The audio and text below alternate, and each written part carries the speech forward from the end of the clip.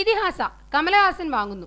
ഒരു ചെറിയ ചിത്രമായി വന്ന് ചരിത്രം സൃഷ്ടിച്ചിരിക്കുകയാണ് ഒരു കൂട്ടം ചെറുപ്പക്കാർ ഒന്നിച്ച ഇതിഹാസ. വലിയ താരനിരയൊന്നുമില്ലാത്ത ചിത്രം ചെറിയ ബഡ്ജറ്റിലാണ് ഒരുക്കിയത്. അതുകൊണ്ട് തന്നെ തുടക്കത്തിൽ തിയേറ്ററുകൾ കിട്ടാനും പാടുപെട്ടു.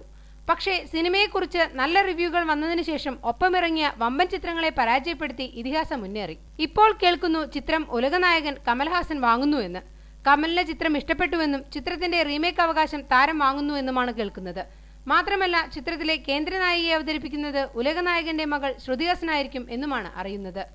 ചെറുപ്പക്കാരായ രണ്ട് കള്ളന്മാരുടെ ജീവിതത്തിലേക്ക് ജാനകി എന്ന പെൺകുട്ടി കടന്നു വരുന്നതോടെയാണ് ചിത്രത്തിൽ ഇതിഹാസം സംഭവിക്കുന്നത്. ആരും വിശ്വസിക്കാത്ത കഥ എന്ന ടാഗ് ലൈനോട് കൂടി വന്ന ചിത്രത്തിൽ ആണ് പെണ്ണാകുന്നതും പെണ്ണാണാകുന്നതുമായ രസകരമായ സംഭവങ്ങളാണ് വിവരിക്കുന്നത്.